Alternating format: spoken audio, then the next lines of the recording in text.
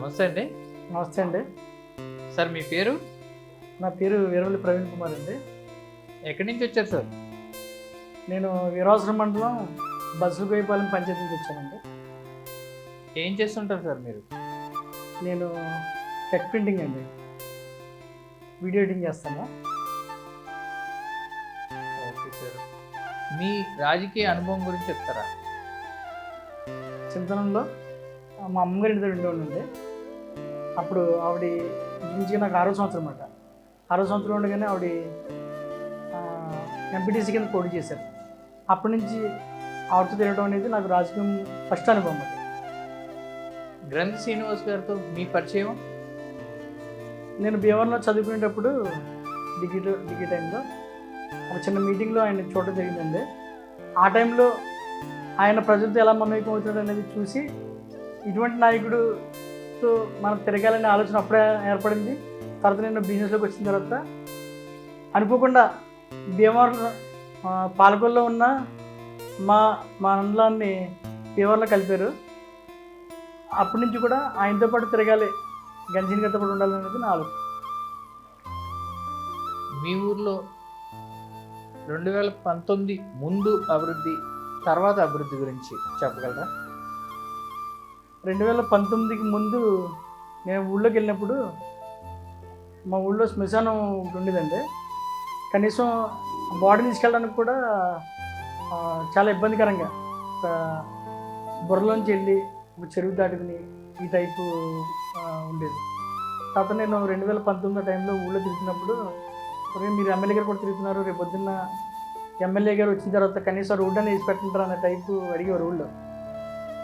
అలాగే చెరువు ఒకటి మొత్తం బాగుండేది కాదు. అది కూడా చాలా అధ్వానంగా ఉన్న టైంలో మాకు చెప్పిన విషయాలు. ఎప్పుడైతే ఎమ్మెల్యే గారు వచ్చారో ఆయన వచ్చిన తర్వాత ఇవాళ ఆ రోడ్డు వేయడం జరిగింది. ఇవాళ ఏదైతే చెరువు అధ్వానంగా ఉందో అది కూడా బాగు చేసుకోవడం జరిగింది. మేము ఊళ్ళో ఏమైతే చెప్పామో అవి వాళ్ళు మేము నెరవేర్చగలిగామని. 2019 నుంచి ఇప్పటి వరకు మీ ఊర్లో జరిగిన అంటే మంచినీటి సమస్య, లేకపోతే స్కూల్స్, హాస్పిటల్స్, ఇలా మీకు కావాల్సిన సౌకర్యాలు ఈ 5 సంవత్సరాల్లో ఏమేమి జరిగినాయి అంటారు? మా ఊరికి వచ్చేసరికి సచివాలయం ఏర్పడిందండి. ఒకటి మాకేంటంటే పక్కన ఉన్న ఊరు పంజాబ్ వ్యాపారం, మరి బీజీపాలెం. అయితే ఒక 3 ఓట్లు ఎక్కువ ఉన్న కారణం చేత మాకు సచివాలయం రావడం జరిగింది. అదొకటి చాలా హ్యాపీ అండి. ఎందుకంటే ఇంచుమించుగా మేము పంజాబ్ వెళ్ళాలంటే ఇంచుమించుగా 4 కిలోమీటర్లు 3 కిలోమీటర్ల దూరం. ఇవాళ అది మా ఊళ్ళోనే ఏర్పడడం, అలాగే స్కూళ్ళు కూడా మొత్తం పాడైపోయినాయి. ఇవాళ ఎమ్మెల్యే గారు రావడంతోనే మాకు మా పంచాయతీలో వీరవల్లిపాలెం ఒకటి ఉంది, బీజీపాలెం ఒకటి, 2 పంచాయతీ కూడా 2 స్కూళ్ళు ఇచ్చారు.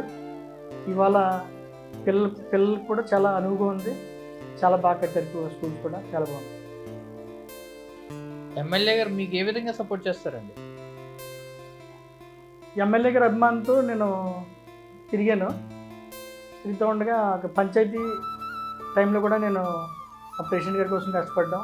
ఎమ్మెల్యే గారు కష్టపడి చూసిన తర్వాత ఆయన నన్ను పిలిచి గ్రామ పార్టీ అధ్యక్షుడిగా నువ్వు ఉంటే బాగుంటుందని చెప్పేసి నాకు ఆ పదవిని ఇచ్చారు. నేను ఆయన ఏదైతే ఇచ్చారో అంతే బాధ్యత కూడా ఇవాళ నేను పదవికి దగ్గర న్యాయం చేసుకున్నాను.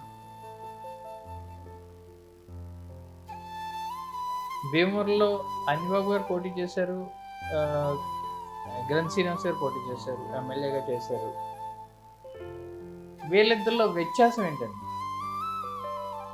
నేను అంజబాబు గారు చేసిన టైంలో ఇప్పుడు కూడా ఆయన ఒక ఎమ్మెల్యే అని మాట వింటుంది తప్పించి కానీ ఆయన సరిగ్గా చూడటం కానీ, ఆయన ఊళ్ళోకి వచ్చి తిరగడం కానీ, ఆయనతో మమేకం, ఆయన ఎవరితో మమేకం అయిన వ్యక్తి కాదండి.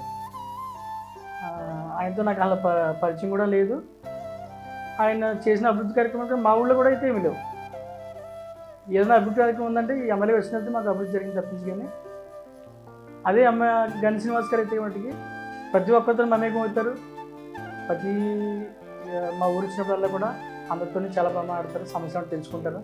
ఏమన్నా చిన్న సమస్యలు ఉన్నా కూడా అవి కూడా నెక్స్ట్ ఆయన పదవిలోకి రాగానే మిగిలినవి కూడా మాకు జరుగుతాయని కోరుకుంటాం. మీ ఊర్లో మీ ఆ, ప్రజలకి అంటే మీ స్నేహితులకు కానీ ఎవరికైనా ఏదైనా ఇబ్బంది వస్తే ఎవరి దగ్గరికి వెళ్ళేవారు? ఏదైనా ఏది ఇబ్బంది వచ్చినా సరే ముందు మాకు ఎమ్మెల్యే గారే అండి, ఆయన దేవుడి కింద లెక్క. ఈ సంవత్సరం సరే ముందు ఆయనకని చెప్పుకుంటాం. సాధ్యతరకు ఆయనే తీరుస్తారు మాకు అన్నీ కూడా. మీ ఎమ్మెల్యే గారు మంత్రి పదవిని తృణప్రాయంగా వదులుకున్నారు, ఎందుకంటారు?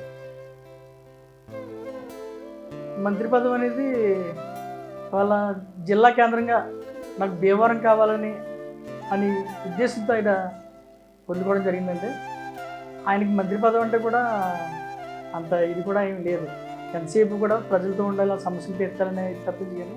కానీ మాకైతే ఆయన నెక్స్ట్ టైం వచ్చినప్పుడు కేవలం మంత్రిని చూడాలని మేము కోరుకుంటాం. మీ ఊర్లో సంక్షేమ ఫలాలు అందరికీ అందుతున్నాయంటారా? ఇంచుమించుగా మా పంచాయతీలో 1200 మంది ఓటర్లు ఉన్నారండి. ఆ, కుటుంబాలు కూడా ఇంచుమించుగా 470 కుటుంబాల దాకా ఉన్నాయి. అందరికీ కూడా ప్రతి కుటుంబంలో ఇంచుమించుగా 1,00,000 పైన సంక్షేమ ఫలాలు అందినాయండి ఇవాళ ప్రతి ఒక్కరు కూడా సంతోషంగా ఉన్నారు. సంక్షేమ ఫలాలు అందిన వాళ్ళు, అందిన ప్రజలు ఏమనుకుంటున్నారండి? మన జగన్ గారు ఏమైతే ప్రవేశపెట్టారో సంక్షేమ పథకాలన్నీ కూడా ఇవాళ ఆర్థికంగా పేదరికంగా ఉన్న ఎస్సీలు కానీ బీసీలు కానీ మా విలేజ్లో అవి వాళ్ళ బలంగా ఎదరికెళ్ళడానికి ముందుకెళ్ళడానికి కూడా ఈ బాగా ఉపయోగపడుతున్నాయి. రానున్న కాలంలో కూడా జగన్ గారు ముఖ్యమంత్రి అవగానే ఇంతకు మించి ఇంకా పనులు అందుకొని కోరుకుంటున్నాం. 2024 ఎలక్షన్ వస్తుందండి. అందులో అంజిబాబు గారు, గ్రంథి శ్రీనివాస్ గారు నిలబడుతున్నారు.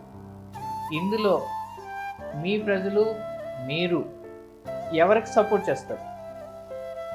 మా ప్రజలు ఎప్పుడు కూడా గణేష్ గారు వెంటే ఉంటారండి. దాంట్లో ఎటువంటి ఎమోషన్ లేదు. కానీ కొద్ది గొప్పటి ఉన్నా కానీ వాళ్ళతో కూడా వాళ్ళకి అర్థం కాలేదు పరిస్థితి ఏంటనేది. అటువంటి కూడా చెప్పి మేము తెలియజేస్తున్నాం. మీ ఊర్లో ఎన్ని ఓట్లు ఉన్నాయండి? మా ఊళ్ళో ఇంచుమించుగా 1200 ఓట్లు ఉన్నాయండి. ఈ 1200 ఓట్లలో గ్రంథి శ్రీనివాస్ గారికి ఎంత మెజార్టీ ఇస్తారు ఈ 2014 ఎన్నికల్లో? 2019లో గణేష్ శ్రీనివాస్ గారికి 270 ఓట్ల మెజార్టీ వచ్చిందండి. ఈసారి ఖచ్చితంగా దాన్ని ఇంకో 200 పెంచుకుని 470 మెజార్టీ ఇస్తానని కోరుకుంటున్నాను. Okay sir, thank you sir, నమస్తే అండి. నమస్తే.